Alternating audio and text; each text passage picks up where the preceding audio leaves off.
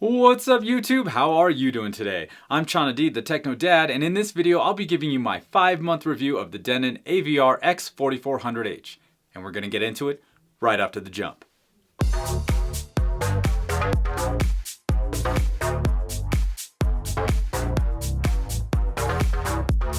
And I'm back. Now if you're new to the channel, my name is Chana and I love watching movies. And I've set up an awesome home theater in my living room. So if you want to learn about home theater equipment and how to set it up properly, you've come to the right place and you should consider subscribing. Alright everyone, I think it's finally time. Yes, the time has come to do my final review of the Denon AVR-X4400H. I do want to thank Denon for sending me this receiver to review, so thank you guys so much. I uploaded my first video about this back in June, so I've had it for about the past 5 months and it's been awesome, okay? I've made a whole bunch of videos about it, a few dedicated videos, including how to set up Atmos, DTS:X, and Auro 3D, and it's also been featured in countless videos on how to connect external amplifiers to AVRs and all that good stuff. So now it's time for my final thoughts as I have a new AVR in-house to check out. Any guesses? Care to guess? Let me know down in the comments what you guys think the new AVR is that I have in for testing. And I know the new version of this AVR, the Denon X4500H, has come out, and the best part about the new 500 series coming out is that the 400 series is heavily discounted. The X4400H was $15.99 when it came out, and now it's down to $8.99. Now I did like this AVR at its original price, so you know I love it at the discounted price of $900. And who knows, you might even find it for less during Black Friday or Cyber Monday. So check out the link in the description and keep your eyes peeled for the pricing now and in the upcoming week. Okay, let's go over a few stats from the X4400. As we know, this is Denon's first 9-channel receiver in the lineup. If you went down to the X3400H, it would only process 7 channels. So the X4400H can process and power a 5.2.4 or 7.2.2 Atmos DTS:X and a 9.1 Auro 3D setup out of the box.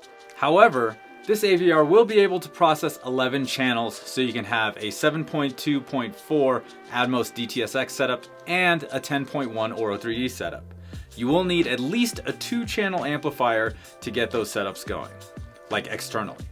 As you know, I have a 5.1.4 Atmos DTS:X setup, which is done in box, and I have a 10.1 Auro 3D setup, which I've used the budget 5-channel Outlaw Audio Model 5000, and I'm currently using a more premium 5-channel amplifier, the Parasound Halo A52 Plus. Now, as far as 4K and HDR compatibility, it supports 4K with HDCP 2.2, HDR10, Dolby Vision, and HLG HDRs are all supported. I love the AirPlay and Bluetooth support, as my wife loves to play Pandora from a phone or tablet and be able to control the music while she's like in the kitchen. And that's huge. That's very huge. I usually use Tidal for myself or Spotify when listening to specific music, but Pandora is a good way to mix things up. One thing you may want to check out is the Denon AVR app. When you download the app and connect it to your AVR via your network, you can take control with your phone. As you can see right now, the main zone is powered on. The input is DVD. It shows that it's outputting 5.1.4 Dolby Atmos audio. You can change volume, mute, and change sound modes if you like. Pressing the 3 lines in the upper left, you can get into the setup menu at any time and make quick changes. That's really handy. One of the things I like the most about this AVR is that it can process 11 channels. So this AVR can grow with your setup over the years. Let's say you have a 5.1 speaker system and AVR and you upgrade to the 4400H because you want 4K HDR compatibility and you want the possibility to upgrade to immersive audio like Atmos, DTS:X, Auro 3D, down the road. So with this AVR, you can slowly build your system by, let's say, adding 2 height channels for 5.1.2, and then later on you can add another 2 height channels for 5.1.4, and let's say you move into a bigger place where you can add surround back channels, you'll be able to support 7.1.4 with a power amp. And you might even have more room to add another subwoofer to have a complete 7.2.4 Atmos DTS:X setup. The X4400 is super versatile, and that's why I like it so much. Now when matching this up with speakers, I would suggest going for speakers that have a higher sensitivity rating. If you don't know what that means, I made a video a little while back about why it's important when choosing speakers and AVRs. So you should check it out if you haven't seen it. It's called How Much Power Do Speakers Need? And I'll link it down below and with a card up top. So I would go with speakers like Klipsch that are 98 dB sensitive. Now if you have speakers that are like lower than that, like 85 or 88, you're going to need a lot more power to get them to the desired volume level. Now I'm sure some of you might be saying, but TechnoDad, I already have speakers and they are 85 dB sensitive. What do I do now? Well, that's easy. There are two things you can do in this situation. Option one is to change the channel level per input, and the other option is to add a 5-channel external amplifier.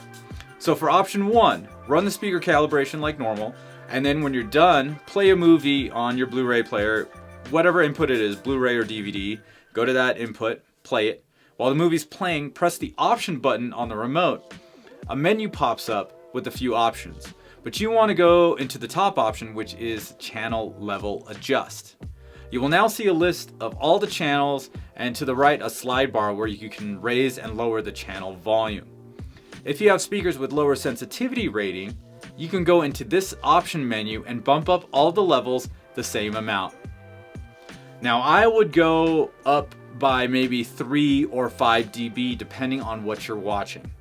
I would not raise the subwoofer volume though, as you can do that on the subwoofer itself.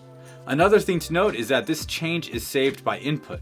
So you can have plus 3 dB on your Blu-ray player and say plus 5 for your cable or satellite box. So that's super handy, and you can custom tailor each input to match up better with the speakers that you have and the content that you'll be watching on that specific input. Very cool. Option 2 is to add an external amplifier for your 5 ear level speakers. And in doing this, you'll be able to power the other 6 speakers, your 2 surround back channels, your 4 high channels with the Denon itself.